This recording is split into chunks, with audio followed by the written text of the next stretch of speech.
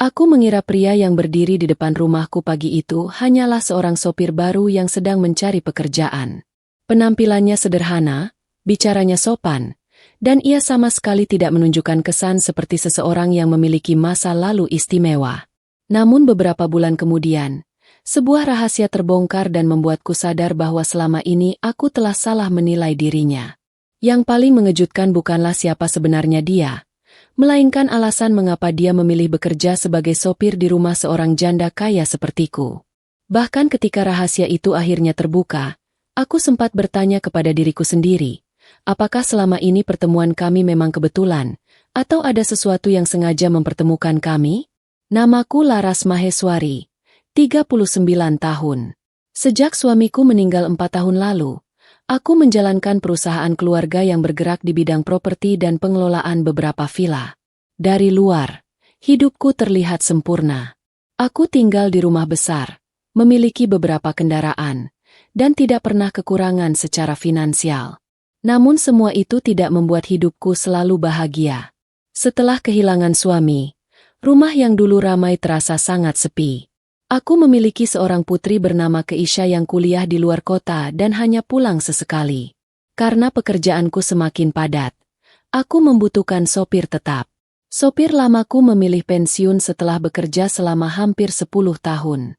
Salah seorang manajer kemudian merekomendasikan pria bernama Damar. Usianya sekitar 40 tahun. Ketika pertama kali datang, ia mengenakan kemeja putih sederhana dan celana hitam. Ia membawa map berisi dokumen pengalaman kerja. Tidak ada yang istimewa dari penampilannya. Aku bahkan sempat bertanya apakah ia benar-benar mampu mengemudikan kendaraan besar milikku. Damar hanya tersenyum dan mengatakan bahwa ia sudah menjadi sopir selama bertahun-tahun. Aku kemudian mengujinya. Ia mengemudi dengan sangat hati-hati. Ia tidak terburu-buru, selalu memperhatikan kondisi jalan, dan tahu bagaimana menghadapi situasi darurat. Aku akhirnya menerimanya. Hari-hari pertama berjalan biasa. Damar datang tepat waktu. Ia selalu membersihkan mobil sebelum aku berangkat. Ia tidak banyak bicara. Jika aku ingin berbicara, ia menjawab dengan sopan. Jika aku diam, ia juga diam. Aku merasa nyaman. Berbeda dengan beberapa sopir sebelumnya yang sering terlalu banyak bertanya tentang kehidupan pribadi. Damar tidak pernah bertanya tentang hartaku, bisnis, atau keluargaku. Bahkan ketika kami melewati sebuah kawasan perumahan mewah, ia tidak menunjukkan rasa kagum. Suatu hari, aku sengaja bertanya apakah ia tidak tertarik dengan kehidupan orang kaya. Ia tertawa kecil. Saya bekerja untuk mengantar orang, bukan untuk mengetahui berapa isi rekeningnya. Jawaban tersebut membuatku tersenyum. Aku mulai menghargainya. Beberapa minggu kemudian, aku mengetahui bahwa Damar tinggal sendirian di rumah sederhana di pinggir kota. Ia memiliki seorang ibu yang sudah meninggal dan tidak pernah menikah. Aku bertanya mengapa ia memilih menjadi sopir. Ia mengatakan bahwa pekerjaan tersebut memberinya waktu untuk mengurus beberapa urusan pribadi. Aku tidak bertanya lebih jauh. Namun ada beberapa hal aneh yang mulai kusadari. Damar sangat memahami keamanan. Ia tahu cara memeriksa kendaraan, mengenali kendaraan yang mengikuti kami, bahkan beberapa kali menyarankan rute berbeda karena menurutnya jalan tertentu terlalu sepi. Aku menganggapnya hanya pengalaman sebagai sopir. Sampai suatu sore ketika kami pulang dari kantor, sebuah mobil hitam terus mengikuti kami. Damar langsung menyadarinya. Ia tidak panik. Ia mengubah rute dan membawa kami ke tempat ramai. Aku bertanya apakah ia mengenal mobil tersebut. Ia mengatakan tidak. Setelah kami sampai di rumah, Damar meminta petugas keamanan memeriksa kamera. Ternyata mobil tersebut sudah terlihat beberapa kali di sekitar kantor. Aku mulai khawatir. Aku bertanya kepada Damar apakah ia pernah bekerja sebagai pengawal. Ia hanya menjawab bahwa ia pernah bekerja di bidang keamanan. Jawaban itu membuatku penasaran.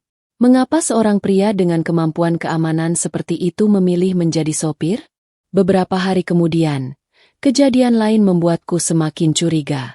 Aku sedang berada di sebuah restoran ketika seorang pria mendekat dan mengatakan bahwa ia mengenal suamiku.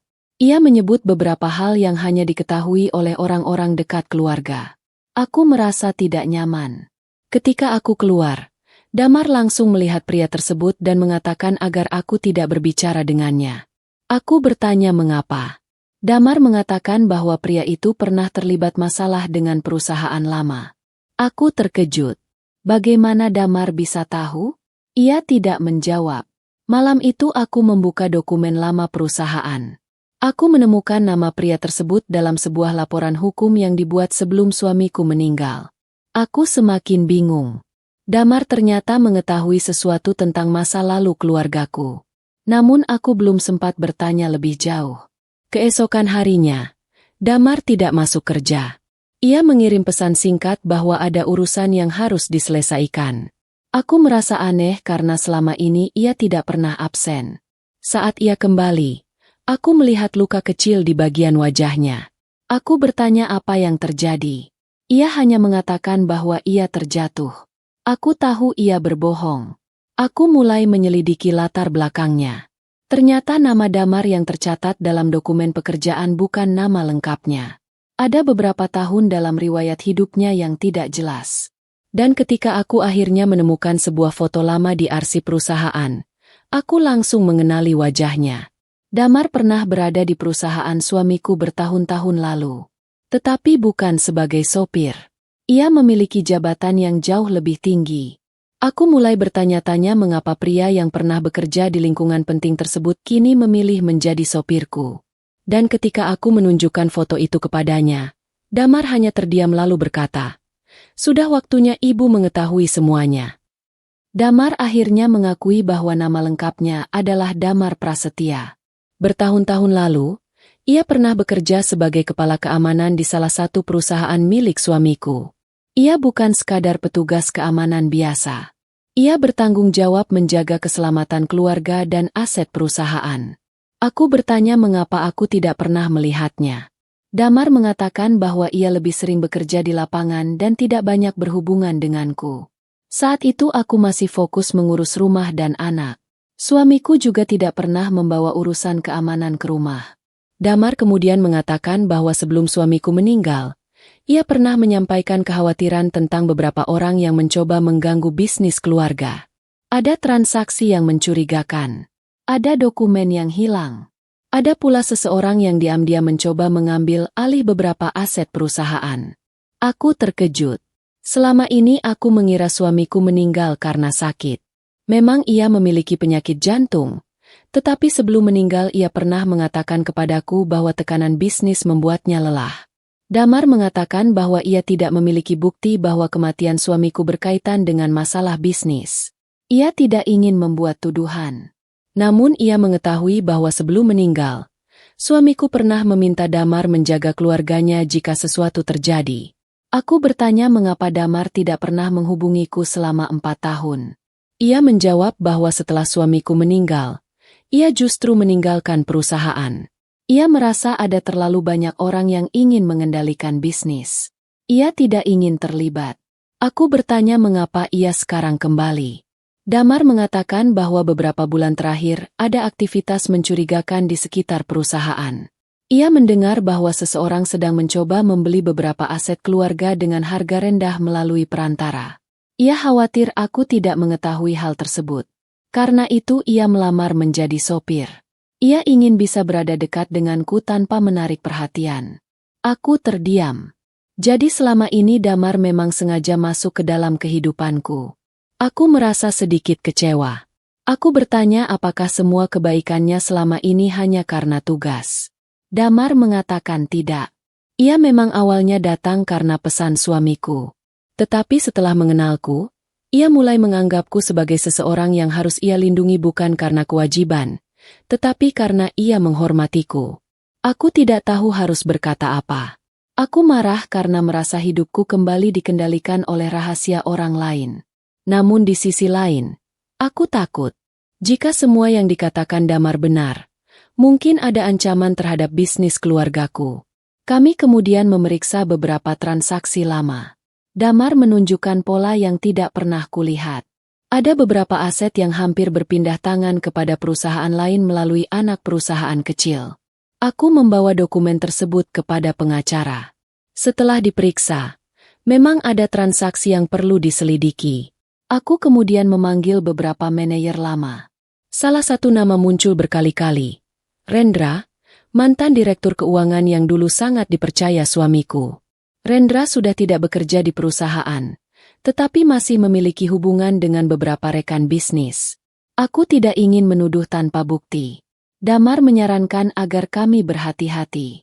Ia mengatakan bahwa jika orang tersebut memang terlibat, mereka mungkin akan mencoba menghapus bukti. Beberapa hari kemudian, aku menerima ancaman anonim. Pesannya singkat, "Jangan buka kembali masa lalu." Aku merasa takut. Damar memperketat keamanan rumah. Ia juga meminta petugas keamanan mengganti beberapa prosedur. Aku mulai menyadari bahwa situasi ini serius. Namun di tengah semua itu, aku semakin mengenal Damar. Ternyata ia memiliki kehidupan sederhana. Ia memasak sendiri, merawat tanaman, dan setiap minggu mengunjungi panti tempat ia pernah dibantu ketika masih muda. Ia tidak memiliki gaya hidup mewah meskipun pernah memegang posisi penting. Aku bertanya mengapa ia tidak kembali bekerja sebagai kepala keamanan. Ia mengatakan bahwa setelah sebuah kejadian bertahun-tahun lalu, ia kehilangan kepercayaan pada dunia bisnis. Ia melihat banyak orang mengorbankan prinsip demi uang. Aku mengatakan bahwa tidak semua orang seperti itu. Ia menjawab bahwa aku berbeda. Aku bertanya mengapa. Damar hanya mengatakan, karena ibu masih berusaha mempertahankan apa yang dibangun suami ibu, bukan menjualnya untuk keuntungan sendiri. Aku terdiam. Perlahan hubungan kami berubah. Aku mulai mempercayainya. Kami sering berbicara setelah pekerjaan selesai. Ia menceritakan masa lalunya. Ia pernah gagal dalam pernikahan. Ia pernah kehilangan adiknya karena kecelakaan. Ia tidak pernah menyalahkan siapapun. Ia hanya mengatakan bahwa hidup memaksanya menjadi kuat. Aku mulai merasa nyaman di dekatnya. Namun aku takut perasaan itu muncul karena aku sedang berada dalam situasi sulit. Aku tidak ingin menjadikan Damar sebagai tempat bergantung hanya karena aku merasa terancam. Suatu malam, ketika kami sedang memeriksa dokumen di ruang kerja, Damar mengatakan bahwa ia menemukan sesuatu. Ada sebuah rekening lama yang terhubung dengan transaksi perusahaan. Pemiliknya tidak langsung terlihat, tetapi beberapa pembayaran mengarah kepada perusahaan milik Rendra. Aku merasa jantungku berdebar. Damar kemudian mengatakan bahwa jika benar, mungkin ada seseorang yang selama ini mencoba mengambil aset keluargaku sedikit demi sedikit. Namun sebelum kami sempat menyelesaikan penyelidikan, seseorang membobol kantor. Tidak ada uang yang hilang. Hanya satu lemari dokumen yang dibuka. Damar langsung menyadari bahwa target mereka adalah arsip lama. Dan di antara dokumen yang hilang, ada satu berkas yang berisi catatan terakhir suamiku. Kehilangan dokumen tersebut membuatku semakin yakin bahwa ada sesuatu yang disembunyikan. Damar meminta agar kami tidak terburu-buru. Ia mengatakan bahwa jika seseorang benar-benar mengincar catatan tersebut, mungkin isinya sangat penting. Aku menghubungi pengacara keluarga dan meminta salinan dokumen lama dari arsip digital. Untungnya sebagian besar dokumen sudah dipindai. Kami menemukan catatan yang dibuat suamiku sekitar 2 bulan sebelum meninggal. Isinya adalah daftar beberapa transaksi yang dianggap mencurigakan. Nama Rendra muncul di dalamnya. Suamiku menulis bahwa ia sedang menyelidiki kemungkinan penyalahgunaan dana. Ia juga menulis bahwa ia tidak ingin melibatkan keluarga sampai memiliki bukti kuat. Aku membaca catatan itu sambil menangis. Aku tidak pernah tahu bahwa suamiku menghadapi masalah sebesar itu sendirian. Damar kemudian menunjukkan satu halaman lain. Di sana tertulis namanya. Suamiku meminta Damar menyimpan salinan dokumen tertentu jika terjadi sesuatu. Aku bertanya apakah Damar pernah mendapatkan dokumen tersebut. Ia mengatakan tidak. Mungkin dokumen itu sengaja disembunyikan. Kami mencari lebih jauh. Akhirnya kami menemukan sebuah kotak kecil di ruang penyimpanan lama. Di dalamnya terdapat flash drive. Damar mengatakan bahwa benda itu mungkin yang dicari orang-orang tersebut. Kami menyerahkannya kepada ahli digital untuk diperiksa. Hasilnya menunjukkan beberapa rekaman transaksi dan percakapan bisnis. Ada bukti bahwa Rendra memang berusaha memindahkan sebagian aset melalui perusahaan perantara. Namun ternyata Rendra bukan satu-satunya. Ada seorang rekan bisnis lain yang terlibat. Mereka berusaha membuatku menjual beberapa aset dengan harga rendah, karena mengira aku tidak memahami bisnis tersebut setelah suamiku meninggal. Aku merasa marah. Selama bertahun-tahun aku menjalankan perusahaan sambil percaya bahwa orang-orang di sekitarku membantu. Ternyata sebagian justru menunggu kesempatan. Damar tetap tenang. Ia mengatakan bahwa sekarang kami memiliki bukti. Kami menyerahkan semuanya kepada pengacara dan pihak berwenang. Proses hukum berjalan. Rendra akhirnya diperiksa. Ia menyangkal semuanya. Namun bukti transaksi cukup kuat. Beberapa aset berhasil diselamatkan. Perusahaan juga memperbaiki sistem pengawasan keuangan. Setelah masalah tersebut mulai mereda, aku merasa lega. Namun hubungan dengan Damar menjadi semakin rumit. Aku tidak lagi melihatnya sebagai sopir. Ia telah menjadi orang yang paling kupercaya. Kami sering makan bersama. Kadang ia menungguku ketika aku lembur. Kadang aku memasakkan makanan sederhana untuknya. Tidak ada yang kami bicarakan secara terbuka tentang perasaan. Sampai suatu malam, aku akhirnya bertanya apakah ia pernah berpikir bahwa hubungan kami mungkin lebih dari sekadar majikan dan sopir. Damar terdiam. Ia mengatakan bahwa ia pernah memikirkannya, tetapi takut. Aku bertanya takut apa? Ia mengatakan takut orang-orang menganggapnya memanfaatkan kekayaanku. Aku menjawab bahwa aku tidak peduli pada pendapat orang lain. Namun Damar mengatakan bahwa ia peduli pada satu hal. Aku harus yakin bahwa perasaanku bukan karena aku merasa berutang kepadanya. Aku terdiam. Aku menyadari ia benar. Aku tidak boleh memilih seseorang hanya karena ia membantu menyelamatkan bisnis keluargaku. Aku kemudian mengatakan bahwa perasaanku tumbuh jauh sebelum semua rahasia itu terbongkar. Aku menyukai cara ia memperlakukanku. Aku menyukai ketenangannya. Aku menyukai kenyataan bahwa ia tidak pernah melihatku hanya sebagai wanita kaya. Damar akhirnya tersenyum. Ia mengatakan bahwa dirinya juga memiliki perasaan yang sama. Namun ia ingin menunggu sampai semua masalah hukum selesai. Aku setuju. Beberapa bulan kemudian, kasus perusahaan selesai. Rendra dinyatakan bersalah dalam perkara penggelapan dan manipulasi transaksi. Aku berhasil mempertahankan sebagian besar aset. Setelah semuanya berakhir, Damar mengatakan bahwa ia ingin berhenti menjadi sopir. Aku terkejut. Ia mengatakan bahwa tugas yang diberikan suamiku telah selesai. Aku bertanya apakah ia ingin pergi. Ia menjawab, "Saya ingin tetap di hidup ibu, tapi bukan sebagai sopir." Aku tersenyum. Aku bertanya sebagai apa. Damar mengatakan, "Sebagai seseorang yang bisa berdiri di samping ibu."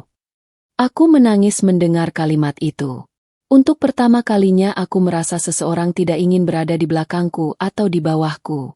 Ia ingin berjalan di sampingku. Kami mulai menjalani hubungan secara terbuka.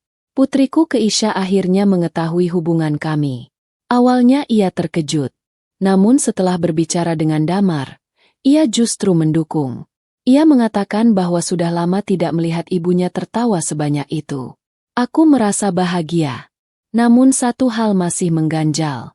Aku belum pernah benar-benar bertanya kepada Damar tentang alasan terdalamnya menjadi sopir. Suatu sore, ia akhirnya menceritakan semuanya.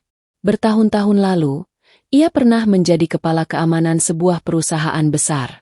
Ia gagal melindungi seseorang yang sangat penting baginya dalam sebuah kecelakaan. Sejak itu ia merasa bersalah dan memilih kehidupan sederhana. Suamiku mengetahui kisah tersebut. Ia memberikan Damar kesempatan kedua dengan mempekerjakannya. Setelah suamiku meninggal, Damar merasa memiliki hutang moral untuk menjaga keluargaku. Aku mengatakan bahwa ia tidak berutang apapun. Damar menjawab, "Saya tahu. Karena itu sekarang saya ingin tinggal bukan karena janji kepada suami ibu, tetapi karena pilihan saya sendiri."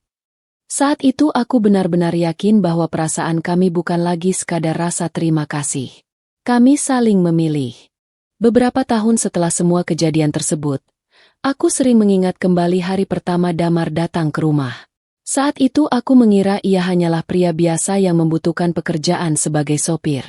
Aku tidak tahu bahwa ia pernah memegang jabatan penting, mengetahui rahasia bisnis keluargaku, dan memiliki janji terakhir kepada almarhum suamiku. Namun yang paling mengejutkan bukanlah masa lalunya. Yang paling mengubah hidupku adalah siapa Damar setelah semua rahasia itu terbongkar. Ia tetap sederhana. Ia tidak pernah menggunakan cerita masa lalu untuk meminta sesuatu. Bahkan setelah kami menikah, ia tidak mengambil satupun jabatan di perusahaan. Ia memilih menjalankan usaha kecil di bidang keamanan kendaraan dan konsultasi keselamatan. Aku menghargai pilihannya. Kami membuat batas yang jelas antara keluarga dan bisnis. Damar tidak pernah ingin kekayaanku menjadi alasan orang menganggapnya berhasil. Ia ingin memiliki sesuatu yang dibangun dari kemampuannya sendiri. Aku mendukungnya. Ia kemudian membuka perusahaan jasa keamanan kecil bersama beberapa mantan rekannya. Perusahaan itu berkembang perlahan. Ia menangani keamanan properti dan pelatihan keselamatan. Aku melihat bagaimana ia bekerja dari nol. Tidak ada perlakuan khusus. Tidak ada uang keluarga yang digunakan. Ketika usahanya berhasil mendapatkan kontrak pertama, ia sangat bahagia. Ia mengatakan bahwa akhirnya ia memiliki sesuatu yang benar-benar miliknya. Aku bangga melihatnya. Pernikahan kami juga tidak selalu sempurna. Kami memiliki perbedaan. Aku terbiasa mengatur semuanya. Damar lebih tenang. Kadang kami berdebat. Tetapi kami belajar mendengarkan satu sama lain. Damar selalu mengatakan bahwa rumah bukan perusahaan. Aku tidak harus menjadi direktur ketika berada di rumah. Aku hanya perlu menjadi laras. Kalimat itu membuatku merasa bebas. Setelah bertahun-tahun menjadi orang yang harus kuat, akhirnya aku memiliki seseorang yang membuatku berani mengakui ketika aku lelah. Keisha juga semakin dekat dengan Damar. Ia tidak pernah menggantikan posisi ayah kandungnya. Damar selalu mengatakan bahwa ayah Keisha tetap memiliki tempat sendiri. Ia hanya ingin menjadi orang yang mendukungnya. Keisha akhirnya memanggilnya dengan panggilan yang ia pilih sendiri. Momen itu sangat berarti bagi kami. Suatu hari, aku membuka kembali dokumen lama suamiku. Aku menemukan satu catatan yang belum pernah kulihat. Isinya singkat. Jika suatu hari saya tidak ada, jangan cari orang yang paling kaya untuk menjaga keluarga. Carilah orang yang tetap jujur ketika tidak ada yang melihat. Aku membaca kalimat itu berkali-kali.